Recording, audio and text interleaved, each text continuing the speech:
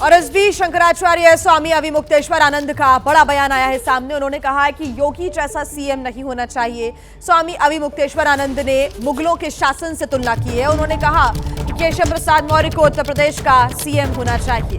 तो इस पूरे विवाद के बीच अब शंकराचार्य स्वामी अविमुक्तेश्वर आनंद ने यह बड़ा बयान दिया है। कहा है कि सीएम योगी जैसा सीएम नहीं होना चाहिए। साथ ही उन्होंने मुगलों के शासन से सरकार की तुलना की है, सुशासन की तुलना की है। उन्होंने कहा कि केशव प्रसाद मौर्य को उत्तर प्रदेश का सीएम होना चाहिए।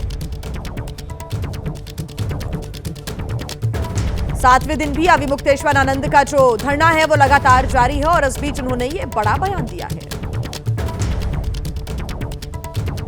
शंकराचार्य स्वामी अविमुक्तेश्वरानंद जी की जो यात्रा है वो शुरू हो चुकी है। हमारे साथ शंकराचार्य जी हैं, इनसे बातचीत करेंगे। स्वामी जी, आज यात्रा शुरू हुई है और अब इस यात्रा के जरिए क्या संदेश देंगे आप? कल जिस तरह से स्नान था बसंत पंचमी का, और उस दिन भी एक निराशा हाथ लगी हम लोगों के।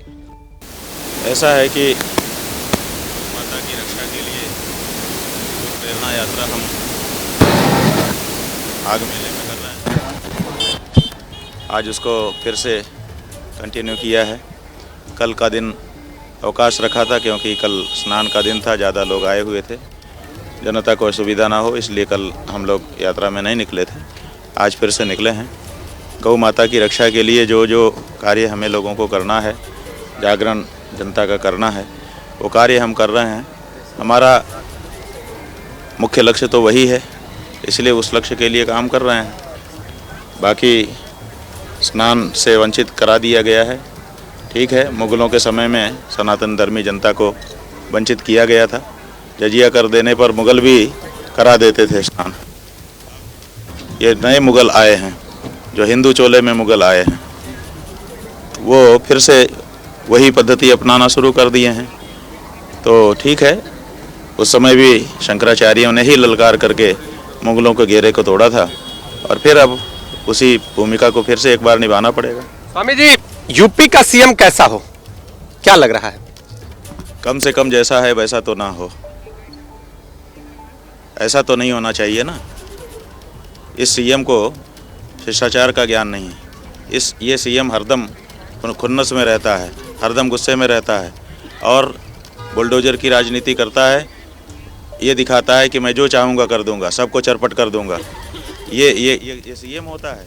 ये लोकतंत्र है? ये तरीका है? कम से कम भारतीय जनता पार्टी ने इस तरह का सीएम बना करके अपनी लुटिया डुबो ली है। ये बिल्कुल अनफिट सीएम है। लेकिन केशव प्रसाद मौर्य डिप्टी सीएम हैं, वो बात कर रहे हैं, आपके जो बातें हैं कि जांच की जाएगी, तो आपको क्या लगता है? हमको क्या लगेगा?